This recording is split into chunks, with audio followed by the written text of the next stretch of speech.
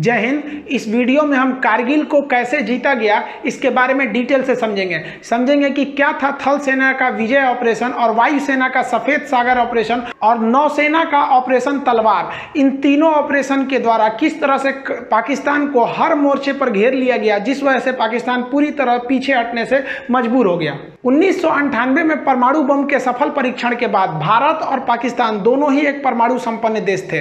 दो परमाणु संपन्न देशों के बीच यदि युद्ध होता है तो ये काफी घातक हो सकते हैं। इसलिए इसको समझते हुए और काफी दूरदर्शी सोच रखने वाले हमारे प्रधानमंत्री अटल बिहारी वाजपेयी 21 फरवरी 1999 को बस द्वारा दिल्ली से लाहौर के लिए रवाना हुए और एक लाहौर समझौते पर हस्ताक्षर हुआ 21 फरवरी 1999 को। और जब अटल बिहारी वाजपेयी लाहौर में बस से उतरे तो बहुत ही गर्मजोशी से उनका स्वागत किया गया।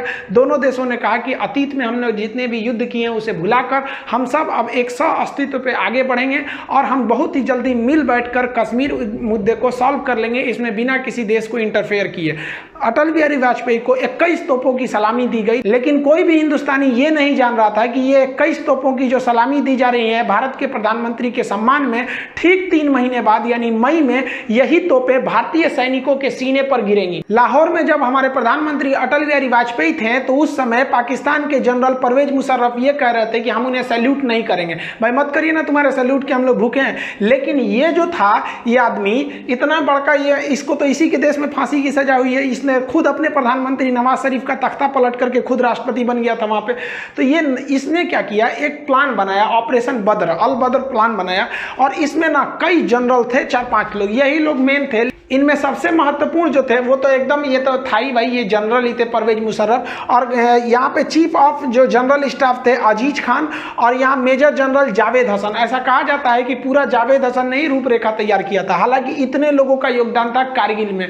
ये लोग चाहते थे कि जो शिमला एग्रीमेंट के बाद ये हुआ था, हम लोग में एक आपसी सहमति थी कि करगिल का जो एरिया है वहाँ टेम्परेचर -30 -40 चला जाता है, इतना ठंड हो जाता है। तो हम लोग क्या करते थे, अक्टूबर के बाद हम भी अपनी पोस्ट बंकर को छोड़ के चले जाते थे और पाकिस्तान भी चला जाता था। फिर हम लोग जाते थे मई जून के महीने में। तो पाकिस्तान ने प्लान बनाया कि 1999 में हम क्या करेंगे, अपनी जो जैसे भारत पीछे हटेगा, पाकिस्तान ने कहा कि हम लोग तो पीछे नहीं हटेंगे और उल्टे अपनी फौज भेज देंगे, उन बंकरों में घुसा देंगे जो भारत खाली करके गया है, और उन्हें हम क्या करेंगे, पूरी हथियार सप्लाई A to Z दे देंगे। ये ऑपरेशन अल बद्र में चल रहा था। इसको आप मैथ से समझिए ध्यान से। ये जो आप लाइनिंग देख रहे हैं ये आपका एक्चुअली POK है, पाक ऑक्युपाइड कश्मीर। पाक ऑक्युपाइड कश्मीर का ये जो एरिया है, यहाँ से हम लोग, ये जिला जो आता है वो कारगिल जिला आता है। एक्चुअली लड़ाई जो थी वो कारगिल जिले में थी, वो 4 सेक्टर में थी। उसको एक्चुअली जिला कारगिल होने की वजह से उसका नाम कारगिल दे दिया। देखिए ये लाइन ऑफ कंट्रोल जो है, यहाँ से श्रीनगर से लेह तक एक सड़क जाता है 1A, नेशनल हाईवे 1A।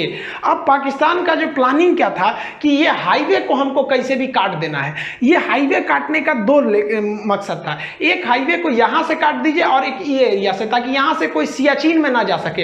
अगर सियाचिन का हाईवे कट जाएगा तो सियाचिन भारत के हाथ से निकल जाएगा, क्योंकि वहां डायरेक्ट पहुंच नहीं है। अब बीच में इतने पहाड़ हैं कि नॉर्मल सड़क बना ही ना जा सकती है। तो इसलिए ऑपरेशन अल बद्र के द्वारा मुशर्रफ ये सोचे कि हम ये हाईवे को काट देंगे तो पाकिस्तान, भारत बैकफुट पे आ जाएगा। और रियली भी थी। जैसे आप यहां देखेंगे ये डॉटेड लाइन हमारी LAC है, ये लाइन ऑफ कंट्रोल है। अब ये जो सड़क जा रही है ये सड़क है हमारी श्रीनगर से लेह तक। अब यहां कारगिल देखिए ये लाइन ऑफ कंट्रोल के बहुत ही करीब है। इनकी प्लानिंग क्या थी, ये लोग 4 जगह से भारत में घुस गए। देखिए करगिल जो बोलते हैं, करगिल की लड़ाई, करगिल जिला था, उसमें 4 जगह थे। जैसे आपके जिला में कैसे ब्लॉक या तहसील होते हैं, कई सारे होते हैं, तालुका टाइप का, उसे ही था करगिल जिला। इसमें 4 महत्वपूर्ण सब डिवीजन में लड़ाई चल रही थी। ये क्या किया, ये 4 जगह से घुसपैठ कर दिया। यहाँ पर 4 एरिया से घुसपैठ किया। सबसे पहला जो एरिया था मस्कोक एरिया था, ये मस्कोक एरिया में घुसपैठ कर दिया। उसके बाद जो एरिया था वो द्रास का एरिया था। सबसे भीषण जो लड़ाई हुई थी वो द्रास में हुई थी। इसी में तोलोलिंग, टाइगर हिल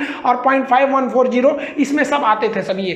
तो ये वाला एरिया हो गया द्रास। और इसके बाद ये वाला एरिया हो गया काक्सर। काक्सर का एरिया जो था वो एक्चुअली बैकअप के लिए इन लोगों ने यूज किया था। और काक्सर के बाद ये बटालिक एरिया, बटालिक सबसे लास्ट में था। अब आप बताइए बटालिक क्यों किया गया था? क्योंकि बटालिक पे अगर कब्जा हो जाएगा तो हम सियाचिन नहीं जा पाएंगे।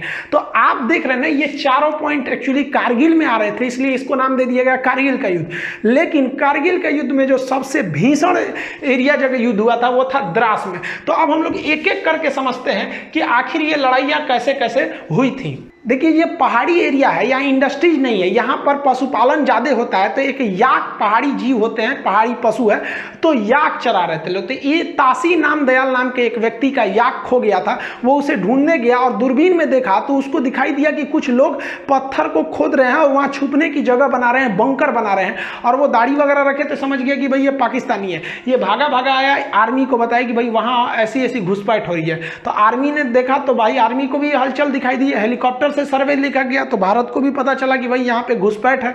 तो इसके लिए पेट्रोलिंग पार्टी, पेट्रोलिंग मतलब होता है जांच के लिए, पेट्रोलिंग पार्टी भेजी गई 5 मई को। 5 मई को भेजा गया पेट्रोलिंग पार्टी में 4 से 5 जवानों को वहां पर घुसपैठी। चारों से एक्चुअली पहाड़ पे आप चढ़ रहे होते हैं, वहां पहले से वो छुप के बैठे होते हैं, तो वो आराम से आपके ऊपर शूट कर सकते हैं। हमारे सैनिकों को उन लोगों ने मार दिया, हमारे सैनिक शहीद हो गए। इसके बाद जो हुआ वो एकदम भयानक हो गया।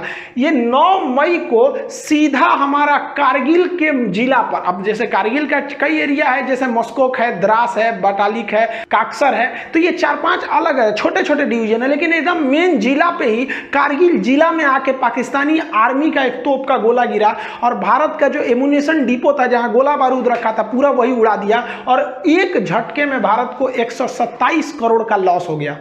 इन सब के होने के बाद भारत को लग रहा था कि ये मामूली घुसपैठी आतंकवादी हैं, लेकिन धीरे धीरे पूरी तरह से साफ होने लगा कि ये आतंकवादी नहीं है। इन आतंकवादियों के पीछे पाकिस्तानी पिल्ले बैठे हुए हैं, उनकी नॉर्दर्न लाइट इन्फेंट्री के जवान बैठे थे। उनके अंदर इतना तो कलेजा नहीं है कि सामने सामने लड़े। अरे साले, मर्द की औलाद हो तो सीधा बोले रहते ना कि मत लौटो। हम लोग जब लौट गए थे ठंड में तो तुम आके वहां बैठ गए थे, उसके बाद वीर बन रहे हो। देखिए एक्चुअली क्या होता है कि जब आप हमला करने जाते हैं तो माना जाता है कि आपकी फौज 3 गुनी होनी चाहिए क्योंकि दुश्मन पहले से बैठा है। लेकिन पहाड़ी लड़ाई में ऐसा माना जाता है कि नहीं, आपको 9 गुना लॉस होगा। एक तो आप चढ़ेंगे, आपको चढ़ाई में दौड़ नहीं सकते हैं खाली मैदान की तरफ, और वो आराम से बैठा हुआ है पहाड़ में, हल्का सा एक मौका कर लेगा, बंदूक निकाल लेगा, आपको दिखेगा नहीं कहां से गोली आ रही है। अब भारत के सामने यही बड़ी समस्या थी, कैसे कैसे हमला किया जाएगा। तो ये टोटल का एरिया देखिए कारगिल है, तो इसमें हम लोग जो देख रहे थे ये वाला एरिया जो है ये मस्कोक है, इसके बाद ये द्रास है। तो मेन जो झमेला था वही वो द्रास में था, क्योंकि द्रास जो है हाईवे के एकदम करीब में भी करीब का एरिया था और यहाँ की जो पहाड़ियां थी वो काफी ऊंची थी, जिससे कि नेशनल हाईवे नंबर 1 पर कौन जा रहा है आराम से देखा जा सकता था। पाकिस्तान इतना डोमिनेंस कर लिया था कि नेशनल हाईवे नंबर 1 पर आप एक स्कूटर नहीं ले जा सकते थे बिना उनके हिसाब से, क्योंकि वो आराम से गोली मार सकते थे, सर पे गोली मारते थे एकदम टिप के वो सब। तो भारत को यहाँ पे बहुत बड़ा डिसएडवांटेज था, ये भारत की इंटेलिजेंस फेलियर थी, ये पूरी तरह से आके इन पहाड़ियों पे बैठ गए। अब ये जो आपका द्रास का एरिया दिख रहा है, ये भले इतना छोटा यहां दिख रहा है, अब ये देखिए पूरा का पूरा एरिया द्रास है। अब भारत ने अपनी थल सेना का ऑपरेशन विजय चालू किया 19 मई को, ऑफिशियली इसी दिन से युद्ध स्टार्ट हो गई। अब हम लोगों ने कहा कि भैया एक टुकड़ी द्रास में भेजते हैं, कुछ यहाँ पे मस्कोक एरिया में, यहाँ पे काक्सर में, और ये वाला एरिया जो आपका बटालिक है यहाँ पे भी भेजते हैं। भीषण लड़ाई हो गई आपकी द्रास में, चूंकि द्रास का एरिया बहुत ऊंचा पे था। अब यहाँ 3-4 ऐसे जगह थे जहां पे कब्जा करना जरूरी था, जैसे तोलोलिंग हो गया, टाइगर हिल हो गया, पॉइंट मतलब देखिए यहाँ पे बहुत छोटे छोटे पहाड़ी भी हैं सब लाइन से, तो इसका अलग अलग नाम ना देके सेना के मानचित्र में उसका नाम दे दिया गया पॉइंट 5140, और एक और पॉइंट है पॉइंट 4590। ऐसे कई ठो पहाड़ियां हैं सब, और ये पूरा मिला देते हैं ना तो ये एरिया बनता है द्रास। अब इस द्रास के एरिया में युद्ध करना बड़ी भयानक था। इधर तोलोलिंग थी, तोलोलिंग के बाद यहाँ पर आपका मंग था, फिर पॉइंट 5140 था। ऐसे करते करते इस एरिया तक पूरा जीत लेंगे तो लास्ट में पड़ता था टाइगर हिल।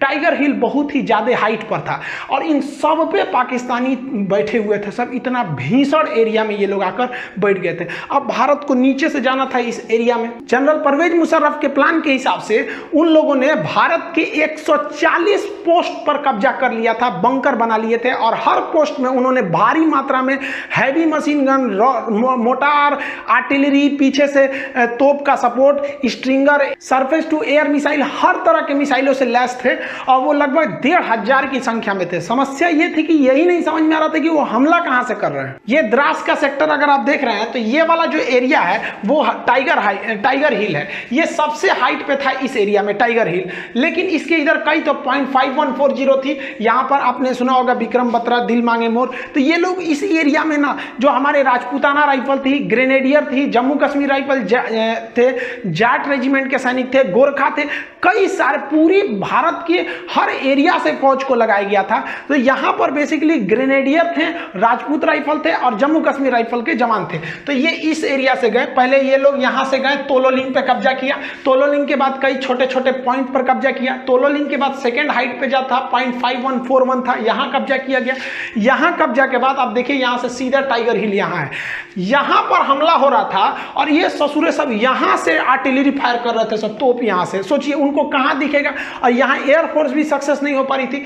लेकिन भारतीय जवान रुकने वाले कहां है ससुरे तुनाई। भारत मां को जब भी जरूरत पड़ी है, भारत के वीर सपूतों ने कभी भी अपना खून बहाने से पीछे नहीं हटे हैं। भारतीय सैनिक जब 0.5141 पे कब्जा किए तो यहां से नीचे उतरते वक्त भी बहुत ज्यादा यहां से भीषण फायरिंग हो रही थी। यहीं पे बहुत सारे फौजी हमारे शहीद हो गए। फिर प्लान बनाया गया कि हम लोग इस डायरेक्शन से उतर के कुछ उस डायरेक्शन से, तीनों ओर से घेरा जाए हम लोग टाइगर हिल के ऊपर। तीन ओर से टाइगर हिल को घेर के और फिर भारत ने टाइगर हिल पर अपना तिरंगा लहरा दिया था। देखिए यहाँ पर जो एरिया दिख रहा है ये आपको टाइगर हिल दिख रहा है, और टाइगर हिल से इतना दूरी पे आप देखेंगे तो ये तोलोलिंग का एरिया, ये तोलोलिंग पहाड़ी है। ये टोटल एरिया जो है वो द्रास है। अब तोलोलिंग की जो पहाड़ी है वो काफ़ी ऊंचाई पर स्थित है, वहाँ पर लड़ाई करना काफ़ी मुश्किल हो गया था तोलोलिंग पर। अब यहाँ तोलोलिंग पे तो पहले से तोलोलिंग पीक है, यहाँ पे पाकिस्तानी पहले से बैठे थे और जो हिंदुस्तानी फौज थी वो नीचे से आ रही थी। अब हिंदुस्तानी फौज नीचे से जब चढ़ रही थी तो ये जो पाकिस्तानी थे इस साइड में अपनी आर्टिलरी गन रखे थे, यहाँ से हमला कर देते थे। तोलोलिंग की ऊंचाई से ये पूरे एरिया पे डोमिनेट करते थे। ये एरिया नीचे होने की वजह से हम लोग जब द्रास से ऊपर चढ़ना चालू किए तोलोलिंग पे तो ये सीधा हमला कर देते थे। फिर भी भारतीय सूरवीरों ने किसी भी तरह इस मुश्किल चोटी के ऊपर चढ़ान किया।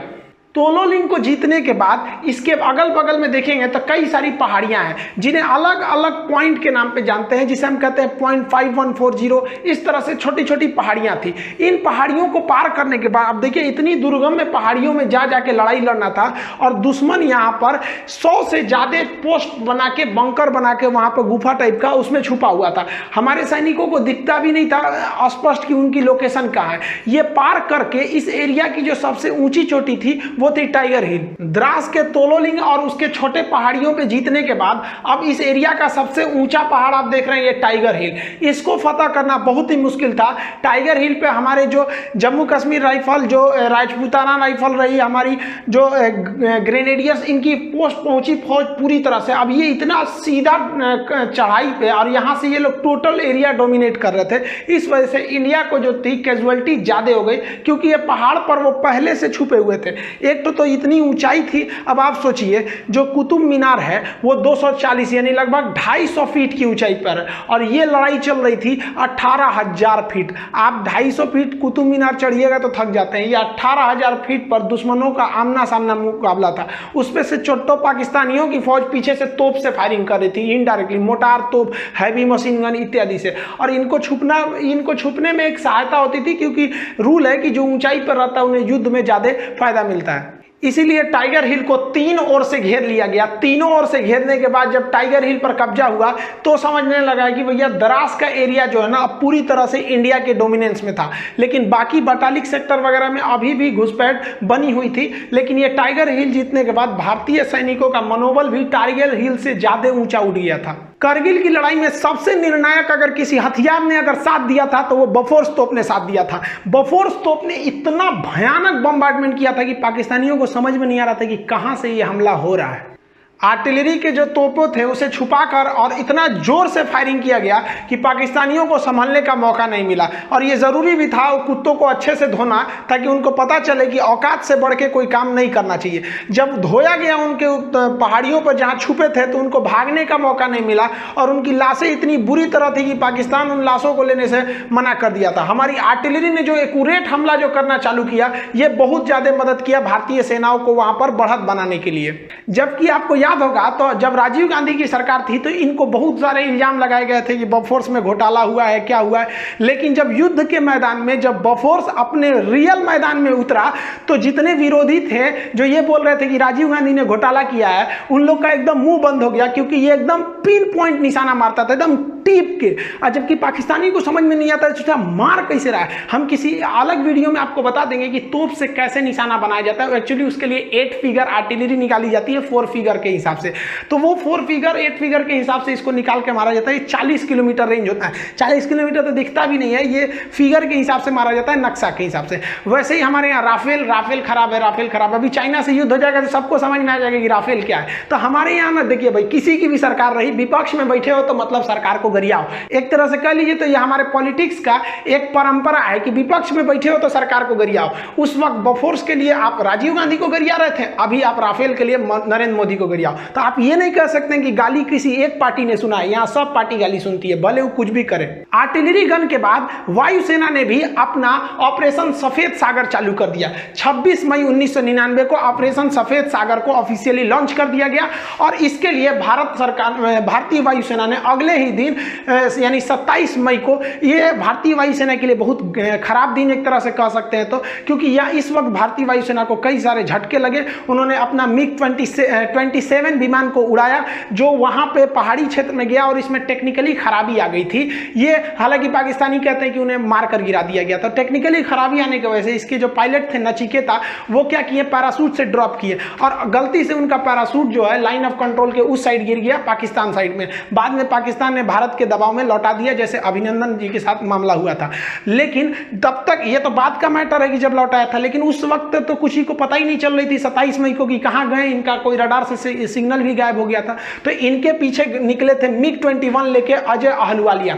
अजय अहलुवालिया साहब गए थे सर्च करने के लिए, तो ये काफी लो हाइट से उड़ान भर रहे थे क्योंकि इनको खोजना था अपने साथी नचिकेता का विमान। लेकिन इन्हीं पर पाकिस्तानियों ने स्टिंगर मिसाइल से हमला कर दिया। अब सोचिए किसी आतंकवादी के पास मिसाइल होता है, स्टिंगर मिसाइल। ये चोट्टा पाकिस्तानी था, दुनिया में कह रहा है कि मतलब हमारी फौज नहीं है। अरे हिजड़ो कहीं के, तुम्हारी फौज नहीं है। एक तो लड़का हमारे वीडियो पे कमेंट किया कि दुनिया का सबसे बड़ा आतंकवादी देश भारत है। इस दूसरा पाकिस्तानी ऐसा कमेंट करता, हमको तो हंसी ही नहीं छूट कर, हम रिप्लाई कौन जी करे, चोट्टा कहीं का, तू सबसे बड़का है, हम लोग को बोल रहा है।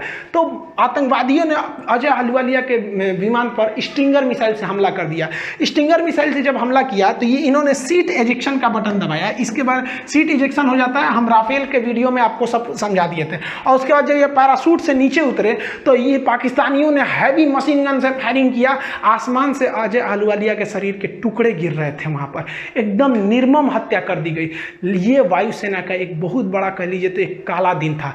वायुसेना ने सोची कि हम अपने हेलीकॉप्टरों का प्रयोग करेंगे, क्योंकि फाइटर जो होते हैं बहुत तेज रफ्तार से निकल जाते हैं, दुश्मन कहाँ छुपा है पता ही नहीं चलता है। और हेलीकॉप्टर जो होते हैं वो थोड़े धीरे स्पीड से होते हैं और एक जगह रुक भी सकते हैं। लेकिन भारत के साथ समस्या क्या था, जो उसके Mi-24 या Mi-35 जैसे भीषण लड़ाकू हेलीकॉप्टर थे, ये सब के पास जो लड़ाकू हेलीकॉप्टर थे ये इनके पास हथियार ज़्यादा होता है, लेकिन इनकी लोड इतने भयानक थी कि ये उतना हाइट पर उड़ नहीं सकते हैं। ये केवल 10,000 फीट की ऊंचाई पर ये उड़ सकते हैं। लेकिन वहाँ तो लड़ाई हो रही थी 18,000 फीट की ऊंचाई पर। सोचिए 18,000 फीट, कुतुब मीनार 250 फीट की ऊंचाई पर, वो 18,000 फीट की ऊंचाई पर। अब क्या किया जाए, तो भारत ने अपना Mi-17 जो हेलीकॉप्टर था, जो सवारी ले जाने वाला हेलीकॉप्टर था, जिसमें कोई भी मिसाइल नहीं लोड किया जा सकता है, तो भारतीय वायुसेना के इंजीनियरों ने इसमें क्या किया, अलग से मिसाइल ले जाने के लिए पॉट जोड़ दिया। आप यहाँ देखिए इसमें कोई पॉट नहीं है, लेकिन यही हेलीकॉप्टर में यहाँ पे आपको रॉकेट ले जाने के लिए पॉट जोड़ दिया गया।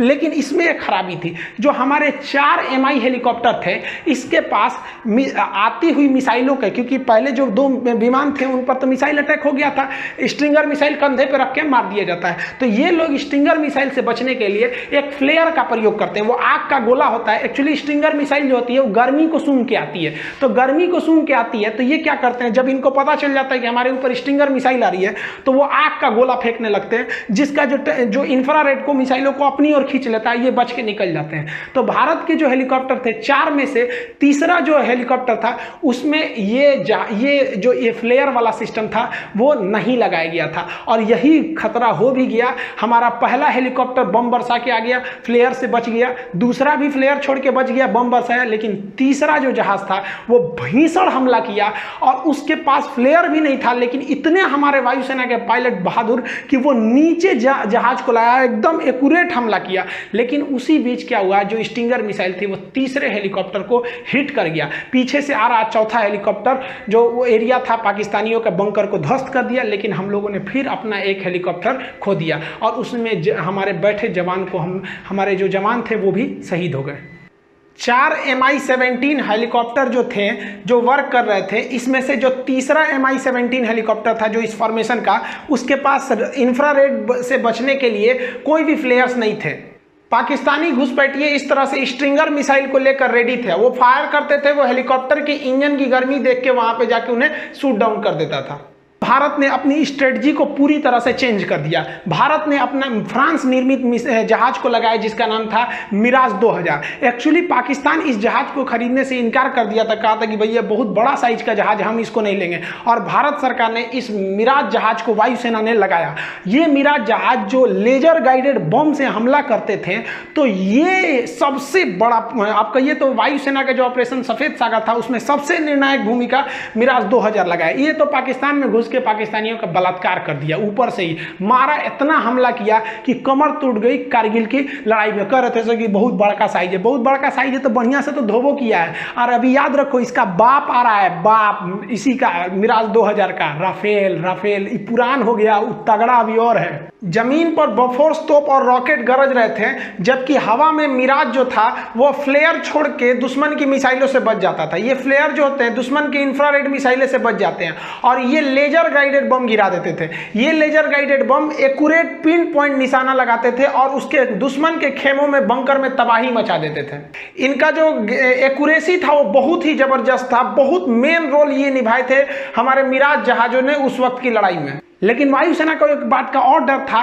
कि 1965 की लड़ाई में हम लोगों ने एक छोटा सा हमला किया था, जिसके बदले में पाकिस्तानी वायुसेना ने भीषण हमला कर दिया। इस बार उनके हमले से डर नहीं था। एक्चुअली दिक्कत क्या था कि पाकिस्तानी घुसपैठिए जो थे उनकी नॉर्मल लाइट इन्फेंट्री के जो जवान थे वो घुस चुके थे पूरी हथियार को लेकर, और हम लोग को दिख भी नहीं रहा था। और अगर वायुसेना भारत की या पाकिस्तान की दोनों घुस जाएगी तो इसमें सबसे बड़ा फायदा क्या होगा, नीचे के घुसपैठियों को, क्योंकि हमारे जो जवान चढ़ रहे थे उनको तो ये पाकिस्तानी घुसपैठी मारिए रहे थे आराम से, ऊपर से उनकी वायुसेना भी मारने लगती थी। लेकिन इसीलिए भारतीय वायुसेना ने श्रीनगर एयरबेस, पठानकोट एयरबेस से अपने जो जितने भी घातक जो इंटरसेप्टर जहाज थे MiG-29 इसको तैनात रखा था कि अगर पाकिस्तानी वायुसेना आएगी तो तुम उससे जाके लड़ जाना, कारगिल के एरिया में घुसने ही मत देना। इसी बीच सबसे भीषण घटना हुई थी भाई 24 जून 1999 को। हमारे दो जगुआर जहाज जो थे वो रेकी पे निकले हुए थे।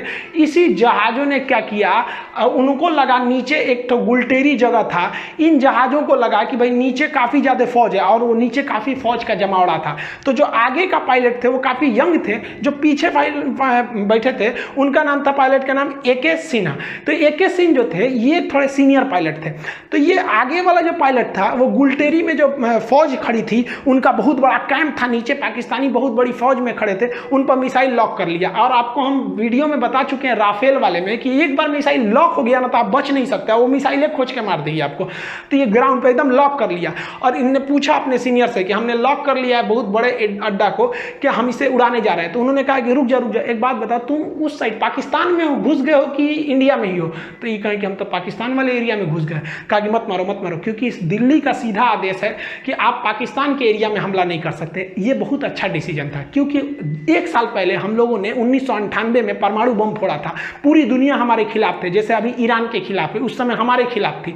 और अगर हम लोग पाकिस्तान में घुस के मार देते तो ये तो एक तरह का कहिए तो ओपन युद्ध हो जाता। और अपने एरिया में मार रहे हैं तो पूरी दुनिया हमारा साथ देगी कि भैया हम अपने एरिया में आतंकवादियों को मार रहे हैं, तो कहे कि उधर मत मारो। और आपको जानकर ताज्जुब होगा, जहां ये पायलट मिसाइल लॉक किया था नहीं, हमारा एयरफोर्स का ही पायलट हुआ, एकदम नौछड़िया भी यंग था, जन्मे करते हिंदुस्तान के यंग लड़का लड़े में कितना आगे। और किस्मत अच्छा था, नवाज शरीफ उनके प्रधानमंत्री और उनके थल सेना अध्यक्ष परवेज मुशर्रफ तब ये लोग उसी कैंपों में थे। सोचिए अगर सीनियर मना नहीं किया रहता तो जूनियरवा तो धो दिया रहता। अब आप याद समझिए थोड़ा, एक छोटा सा देश था ऑस्ट्रिया, जिसके राष्ट्र यानी राजकुमार की हत्या कर दी गई। उस हत्या की वजह से प्रथम विश्व युद्ध चालू हो गया। वही हाल था यहाँ, एक परमाणु संपन्न वाला दूसरे देश के परमाणु संपन्न के सेना अध्यक्ष को मार देने से कुछ खास बवाल नहीं होता है, क्योंकि सेना लड़ने के लिए, लेकिन राजनीतिक व्यक्ति की हत्या करने पर बवाल हो जाता है। तो भयंकर बवाल हुआ रहता। क्या युद्ध का मोड़ लेता समझ में नहीं आता। तो ये बहुत अच्छा हुआ। एक तरह से हम तो करते थे कि मारिए दिया रहता तो हो जाता। क्या हो जाता भाई, ज्यादा से ज्यादा और युद्ध लड़ते, नहीं लड़े हैं 71 में, 65 में, 84 में, एक और लड़ते से चुरा। क्या कर लेता पाकिस्तान यहाँ पे? ऊंट के मूतने से रेगिस्तान में बाढ़ थोड़े आता है, क्या कर लेंगे, इनके औकाते कितना है। ये सब तो चल ही रहा था, नेवी ने और अत्याचार कर दिया। नेवी ने अपना ऑपरेशन तलवार चालू कर दिया। ऑपरेशन तलवार के तहत भारतीय नेवी ने पाकिस्तान की ओर एंट्री मार दी, और यहाँ पर जो हमारे वेस्टर्न नेवल कमांड था और साउदर्न नेवल कमांड था, ये भी घुस गया अरब सागर में। और अरब सागर में घुसकर पाकिस्तान का पूरी तरह से नेवल ब्लॉकेज लगा दिया। भारतीय वायुसेना के पूरे युद्धक जहाज घुस गए सब वहां पर और नेवल ब्लॉकेज लगा दिया। भारतीय नौसेना ने ऐसे मिसाइल मारा, जो पाकिस्तानी जहाज थे उनके बगल में मिसाइल जानबूझ के मारता था। जो उनके मर्चेंट वाले जहाज थे, जो उनका पेट्रोलियम लाने वाला था, सारा जहाज उधर ही रुक गया कि ना हम ना जाएंगे, नेवी उधर मार रही है। पूरी तरह से पाकिस्तान का इतना भयानक नेवल ब्लॉकेज था कि पाकिस्तान के पास केवल 6 दिन का पेट्रोलियम बचा था। नहीं तो उसके बाद उन लोग गाड़ी चलाते, लोग चलाओ ससुरा तुम्हारा पास, इतना भयानक काम किया था। तो नेवी के रोल को भी हमें भूलना नहीं चाहिए। इंडियन नेवी के जो वारशिप थे, जब उन्होंने पाकिस्तान की घेराबंदी करना चालू किया तो पाकिस्तान का पूरी तरह से होश उड़ गया, क्योंकि भारतीय नेवी की पनडुब्बियां, एयरफोर्स, हेलीकॉप्टर, उसकी जो एयर विंग्स है, मिसाइलें हैं, डिस्ट्रॉयर हैं, पूरी तरह से पाकिस्तान को घेर लिया था। हमारे वेस्टर्न नेवल कमांड ने भी और ईस्टर्न नेवल कमांड भी पाकिस्तान की ओर कूच कर दी थी। हमारे एयरक्राफ्ट कैरियर से लेके सब चीज पूरी तरह से पाकिस्तान को घेर लिया।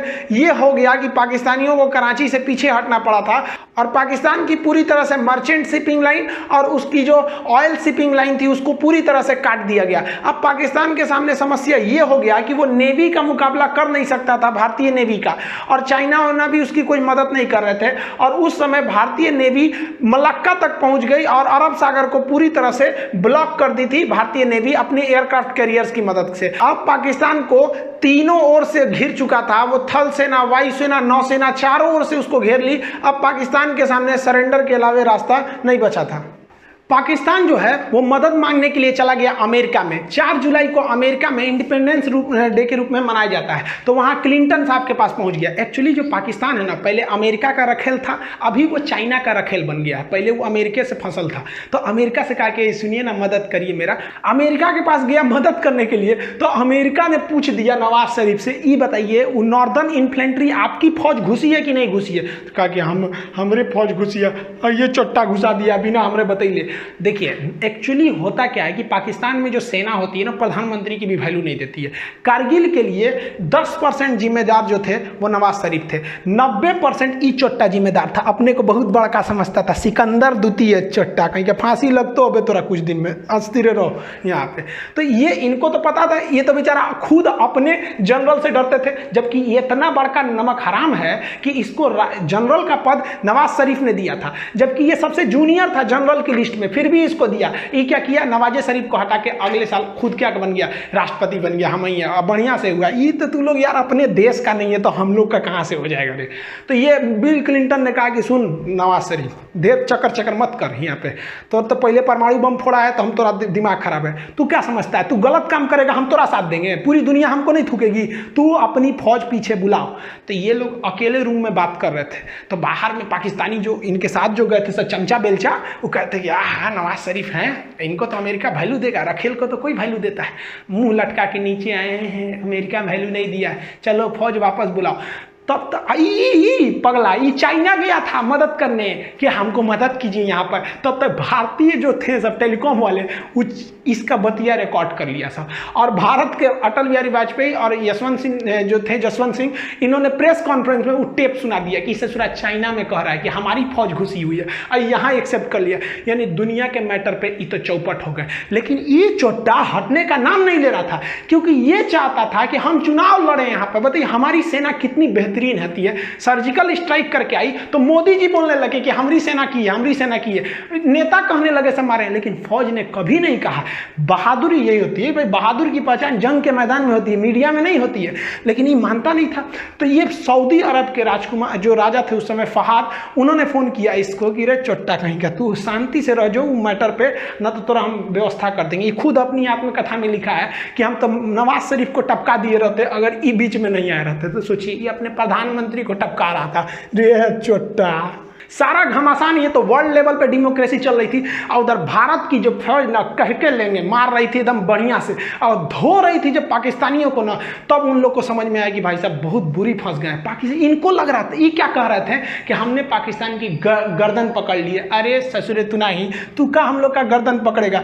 बड़ी एक गनीमत मनाओ ना कि जितना हरामीपन तुम लोग करते हो ना, अगर भारत ने एक बार हरामीपन किया ना तो तुम लोग इतिहास में पढ़े जाओगे। एक देश हुआ करता था, पाकिस्तान नाम था। जैसे भारत में कैसे छोटा बच्चा को कहानी सुनाया जाता है, चंदा मामा दूर के, वही पाकिस्तान ऐसा था, बाबू बाबू हल्ला मत करो नहीं तो पाकिस्तान की तरफ थुराओगे। ससुरे तू लोग ना पूरी दुनिया में ना मुसलमानों का नाम चौपट किया तुम लोग, तू लोग की वजह से पूरी दुनिया में ना मुसलमानों को गाली दिया जाता है। ये चट्टा क्या करेगा, कहीं जाके बम फोड़ देगा। अरे यार तुमको इतने माँ के दूध में तो इतना गर्मी है ना, तो आओ ना हमारी फौज खड़ी है, काय लिए पीछे से हमला करता है चट्टा कहीं का। तो देखिए इन लोग पे भरोसा करना नहीं चाहिए। 14 जुलाई तक पाकिस्तान के जितने हिजड़े घुसे थे उन सारे हरामियों को भारतीय सेना ने मार दिया, और राजनीतिक रूप से अटल बिहारी वाजपेयी ने घोषणा कर दिया कि पाकिस्तान ने हमारे पीठ पर खंजर मारा था, हम उसके सीने पे गोली मारे हैं। ये देखने में व्यक्ति बूढ़ा था, इनको कम मत समझिएगा, बुढ़ापा में परमाणु परीक्षण करने वाला प्रधानमंत्री हमारे अटल बिहारी वाजपेयी। हम उन खुश नसीबों में से हैं जिन्होंने प्रधानमंत्री के रूप में अटल बिहारी वाजपेयी और उसी समय राष्ट्रपति के रूप में एपीजे अब्दुल कलाम को देखा है। ये नसीब अब किसी को नहीं होगा जो एक साथ इतना योग्य राष्ट्रपति और इतना योग्य प्रधानमंत्री देखने को मिले। अब ये नसीब किसी को नहीं होने वाला है जो दो बड़े नेता इतने योग्य हो जाए। इन्होंने कह दिया 14 जुलाई को कि भैया ये ऑपरेशन हमारा विजय सक्सेस हो गया, लेकिन आर्मी ने कहा कि ना ना भाई सब पे भरोसा करना, ये पाकिस्तानियन पे नहीं। अब सेना ने एक एक करके घूमना चालू किया, कहाँ कहाँ पाकिस्तानी छुपे हैं सब। तो पूरी तरह से 26 जुलाई को सेना ने कहा कि एक को कुत्ता नहीं बचा है। इस ससुरा सब लाश लेने नहीं आया था अपनी फौज का, कह रहा था कि हमारी फौज नहीं है, जबकि जेब में आई कार्ड था कि पाकिस्तानी आर्मी नॉर्दर्न इन्फेंट्री। ससुरा कहीं अरे लाश तो ले जाते यार, हम लोग लाश दे सकते थे। भारतीय सेना की बहादुरी देखिए। पाकिस्तानियों ने जब 14 मई को हमारे पेट्रोलिंग पे गए कैप्टन सौरभ कालिया को पकड़ा था, चारों ओर से घेर लिया था, तो इन पर इतनी यातनाएं दिया था ना, इनके आंख निकाल लिए थे, इनके होंठ और जीभ काट लिए थे, कान काट लिए थे सर, नाखून निकाल लिए थे सर, इनके कपड़े उतार कर इनके गुप्तांगों को काट लिया गया था, इनके लाश के टुकड़े करके बोरा में भर के फेंक दिया गया था। इन हरामी पाकिस्तानियों ने इतना गलत काम किया जो युद्ध इतिहास में कभी ऐसा नहीं है, युद्ध के नियम में नहीं है ऐसा। जबकि भारतीय सेना जब अपना सर्च ऑपरेशन कर रही थी, जो कुछ पाकिस्तानी जो थे मर गए थे, कुछ घायल थे, जो अपने आखिरी सांसें ले रहे थे, उन्हें इज्जत से पानी पिलाया, उन्हें इज्जत से दफनाया। उन्हें पहले पाकिस्तान को कहा कि आप अपनी फौज को ले जाइए, नहीं ले गया तो उन्हें इज्जत से दफनाया गया था। ये फर्क होता है एक जानवर और एक इंसान में। हम सबको ये फर्क बना के रखना होगा, तभी अलग पहचान है। हम जब भी हिंदुस्तानी अगर विदेश में जाते हैं तो इज्जत के नज़र से देखे जाते हैं, और ये पाकिस्तानी जब भी जाएंगे शक के नज़र से देखा जाएगा। 4 बार सिक्योरिटी जांच होगा कि चोट्टा बम लेके तो नहीं आया है। ये इंसानियत बरकरार रहना है। दुश्मनी की आड़ में हमें पाकिस्तान से